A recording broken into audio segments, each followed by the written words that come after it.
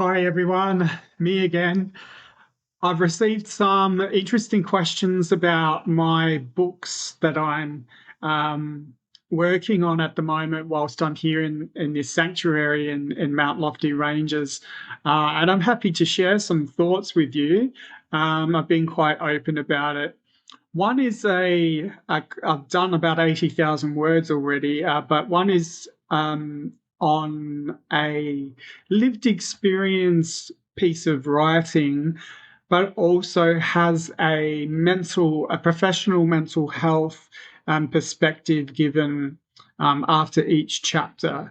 So I'm using myself as the guinea pig, really, and my lived experience throughout life.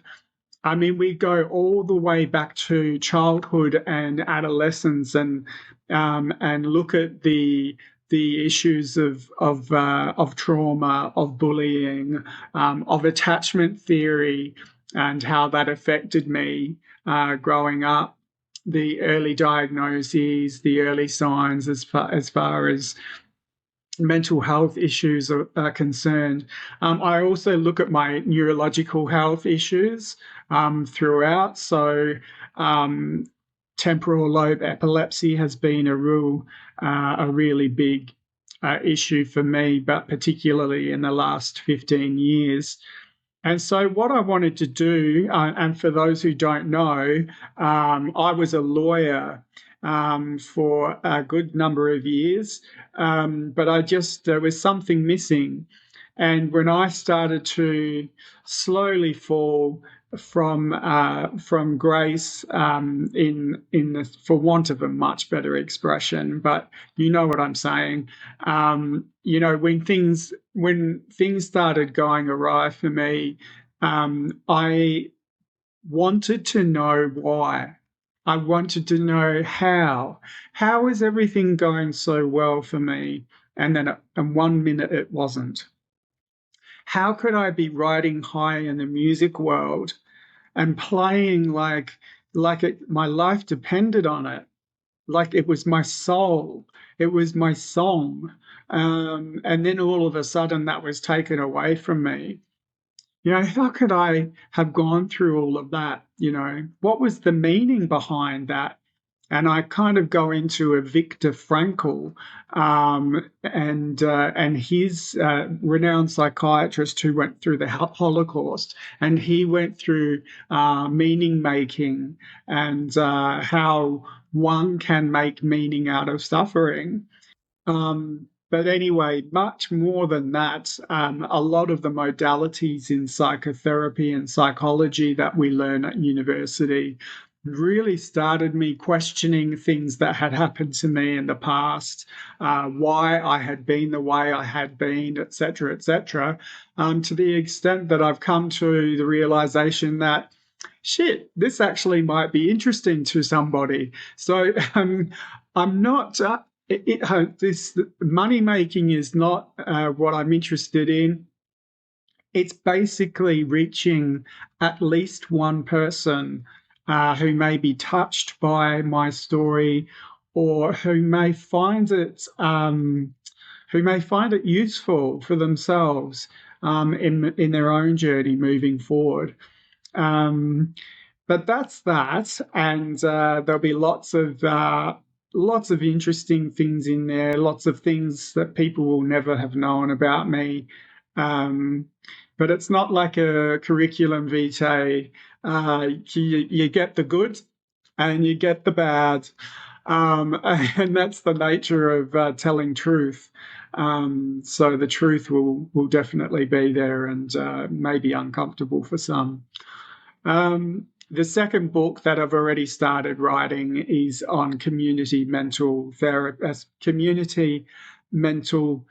health therapy. So community music therapy specifically. So we're looking at, what are the concepts of treating people within the community, looking at the socioeconomic factors of people, looking at the environmental factors of people, and how that is connected to their experiences in the world. so that, you know, the WHO and the UN came to the conclusion only in 2022 that in actual, it's the society that needs to be soothed and healed. It's got to be done from a community perspective. And I really loved that at the time, and I still do. And community music therapy is what it seems like. The beauty of having community music, the mental health benefits, the socioeconomic benefits, the societal benefits, the togetherness, the cohesion, all of those things that can be brought together in one form. And people have said to me, oh, yeah, but we've got that in concert bands, we've got that in brass bands, etc. But you haven't harnessed it. You haven't presented it in a way that is so amazingly, just amazingly beneficial to so many people who haven't even, you know, knocked on the door of a band before because they don't know they exist. And that's something I will touch on, is the parochialism of banding and choirs and things like that. That often they perform for themselves. They perform for people who are close to them. And there's not this outward sense of bringing other people into the movement. But community music therapy, I won't go into all the really technical nuts and bolts of it because the book will hopefully be finished within 6 to 12 months.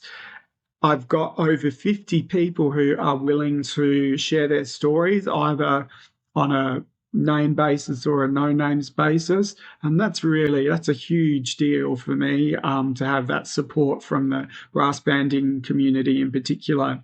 And I'll be getting back to those people as soon as I possibly can to start the ball rolling. I've just been working on all the theoretical stuff at the moment. But it was started in Europe, of course, like most good things. And, you know, they are big on society. They are big on community.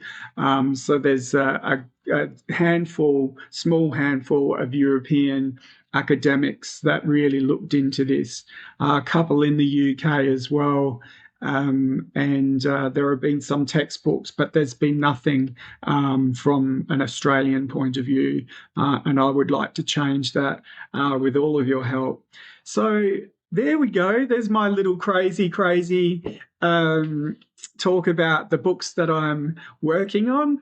I'll probably be starting to badger you within 12 months when they are published. But yeah, as I said, this is not a competition or you know, anything like that for me. This is just reaching out to one person at a time.